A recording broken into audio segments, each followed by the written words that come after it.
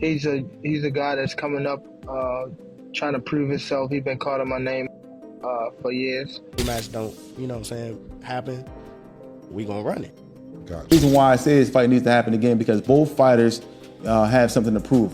I just saw a tweet from Gervonta Tank Davis saying that he was going to activate the rematch. I just saw a tweet or something from Gervonta S.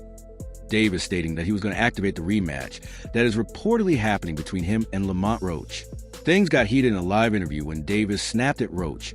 If you look at the whole fight, he was never bothering his eyes before you jabbed him. Before I jabbed him. Even that right hand that, like, you know what I'm saying, that kind of landed, he kind of rolled with it.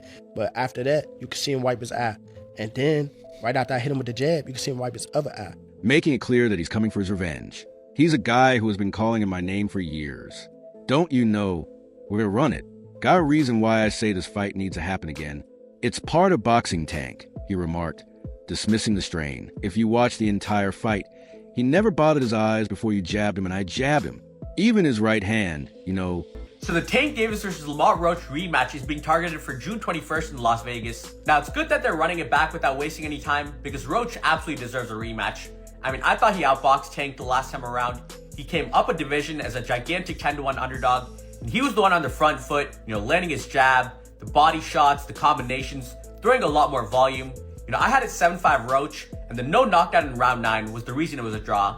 If that knockdown was scored, that would have been a decision for Roach. But with all that being said, I do like Tank a lot more in the rematch. I thought he fought way too much on the back foot in the first fight, especially the first few rounds. He would land 1 or 2 punches per round.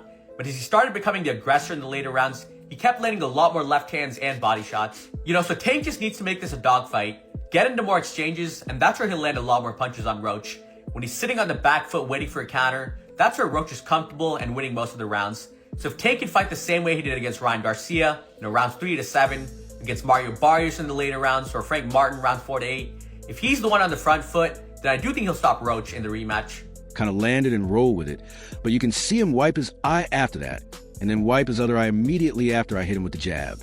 Lamont Roach has a great chance to demonstrate his ability to defeat a champion like Tank in the rematch, knowing that this is his chance to make history. Davis Roach has been outspoken about wanting the fight to happen as soon as possible.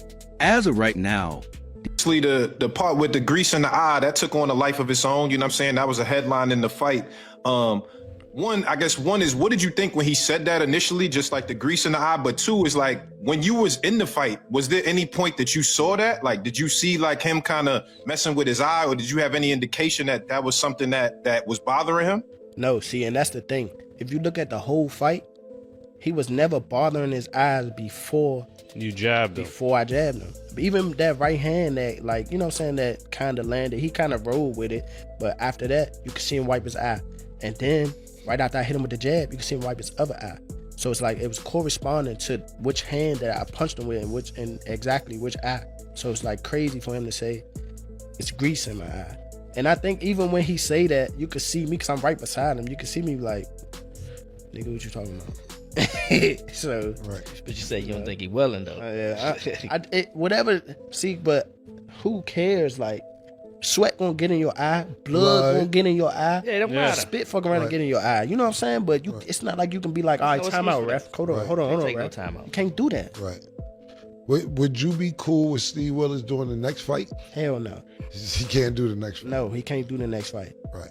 No. Pops, it's a no? Hell no. Yeah, fuck that nigga. Yeah. You know how many put Coach Ben on him, man. He lucky he ain't running Coach Ben after that fight. But look how many times he fight up though. Right. The knee, him going to the corner to get assistance, like, who knows? Not saying that they did any cheating like that, but like, he wiped his face with a towel. You can't do that. Right. You can't do none of that. That's a disqualification. You turned your back on the ref after you took a knee. Usually the ref gonna be like, all right, he don't want to fight no more. Fight's off. The eagerly awaited rematch may take place in Las Vegas on June 21st, guaranteeing an exciting showdown with both fighters prepared and the boxing world attentively watching. The rematch between Tank Davis and Lamont Roach is scheduled for June 21st in Las Vegas. It's wonderful that they're rerunning it right away, because Roach is deserving of a rematch. He came up a division as a massive 10-1 underdog, and he was the one on the offensive, you know. I mean, I thought he outboxed Tank the last time. With that said, I do prefer to Tank a lot more in the rematch. He lands his jab body shots, and combinations throwing a lot more volume. You know, I had a 75 Roach, and the draw was caused by the no knockdown in round 9. You got any grease in your hair tonight, Tank? That is it. Lamont, please say that in the second fight. Any questions? You got any grease in your hair tonight, Tank? Like, you got any grease in your hair tonight, Tank? Like, hey, bro, be on that. Because here's the thing.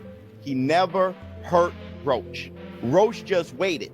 And Roach was squared up and turned sideways. And I'm like, oh, my God. I didn't think he had that. He was like, I'm like, oh, my. And then he just sitting there like, you can't. I know what you're going to do because I've trained with you since we were kids. Tarver beat Roy, but he knew Roy since amateurs. Roy said he never liked fighting sparring partners because they know you so well. I should have listened to Roy. If that knockdown had been scored, that would have been a decision for Roach. He fought way too much on the back foot in the first fight, especially the first few rounds when he would land 1 or 2 punches per round. However, as he started to become the aggressor in the later rounds, he kept landing a lot more left hands and body shots. Tank just needs to make this a dogfight. We gotta talk about it. So Tank officially came out and says that he wants to put this rematch as early as May.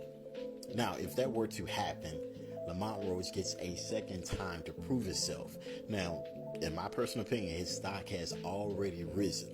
He is already notable. The fact that he went toe-to-toe with Tank on a decision that ended in a draw, whether he loses this second fight or not won't even matter.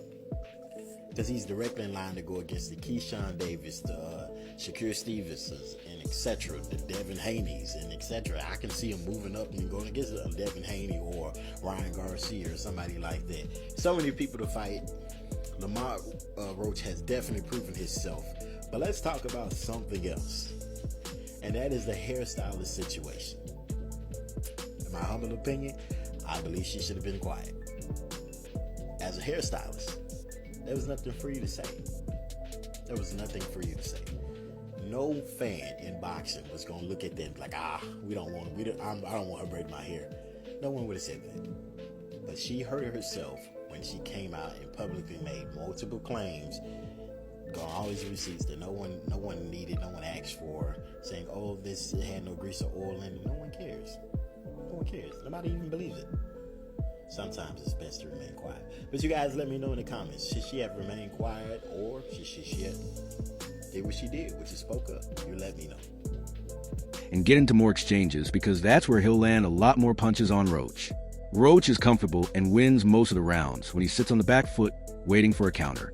If Tank can fight the way he did against Ryan Garcia, for example, rounds 3-7, or Frank Martin, rounds 4-8, he's the one on the front foot, then I do think he'll stop Roach in a rematch, due to the controversy surrounding his decisions in the first fight.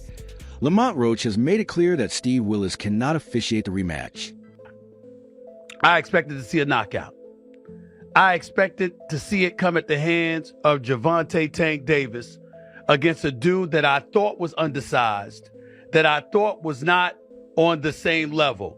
And my God, was I wrong. So I thought it was apropos that on this particular day, more than a week after Lamont Roach showed up at the Barclays Center in Brooklyn, New York, and let everybody know, yo, I'm no joke either. Y'all don't know who the hell I am. I'm here to reintroduce him to the world. A guy that many believe should be the lightweight champion of the world in the sport of boxing. The one and only Lamont Roach joins me right now. Many believe that Willis favored Tank Davis by failing to count a crucial moment where Davis took a knee. This has sparked debate among boxing fans and analysts, with some arguing that the fight could have gone in Roach's favor had the right call been made. The part with the grease in the eye that took on a life of its own, you know what I'm saying, that was a headline in the fight, I'm one.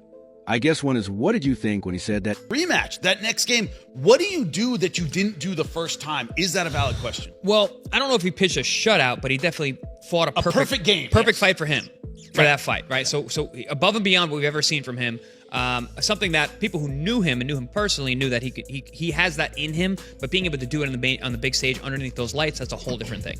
He was able to do it. You know, it was packed in there. It was 19,000. I was in the room. I mean, they were literally booing him when he was on the Megatron above the ring. You know, so for him to walk into hostile territory, perform the way that he performed from beginning to end, I mean, I tip my hat. It was amazing. But in terms of pitching a shutout, I don't agree. It was a very, very close fight. No, but what I mean by that is the perfect fight. Can he elevate from that? Yeah. No, I absolutely understand. So in terms of can he elevate his performance? Yes and no. I don't think he can do anything that he was, once he really found his rhythm, better, because I think that was literally his catch and shoot, his rolling, his ability to catch those punches, his mindset when he did get touched, his ability to walk through. But I think he could be a little smarter in the way that he cuts off the quadrants of a 12-rounder. Understanding what a 12-rounder and how to fight a 12-rounder is a skill that takes time. You have to go 12 a bunch of times. You have to be world-class guys. Being able to be a little busier for early on to make sure that you understand that you are the B-side. You need to make sure these judges absolutely know without a doubt in their mind that you won that round. Being a little more aggressive early on, letting the hands go a little earlier, putting the exclamation on the points in the early rounds the way they did it the later rounds, I think will make a big difference in how he could actually improve on what he did the first time. Initially, just like the grease in the eye, but two is like when he was in the fight, was there any point that you saw that, like, did you see like him kind of messing with his eye, or did you have any indication that White and Tang right back?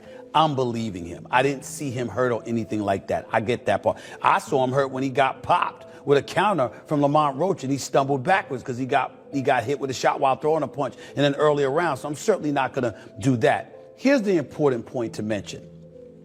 All of us got to stand down and give Lamont Roach an apology. I thought that brother was going to get beat down because I saw a dude that was a bantamweight champion. I said, why are you moving up to fight this guy? Why is Gervonta Davis taking this fight? This guy's too small. What the hell is going on? He was a featherweight champion. You a lightweight. What the hell is going on? Why would you take that fight? I didn't understand it. What I didn't know is that once Lamont Roach stepped into the ring, he would be the bigger fighter. What I didn't know is that once he was in the ring and he looked like the bigger fighter, he fought like the bigger fighter because, ladies and gentlemen, from opening bell, he walked right to Gervonta Davis, walked right to him and stayed in his face all night long. If he backed up at all, ladies and gentlemen, it was 5% of the time.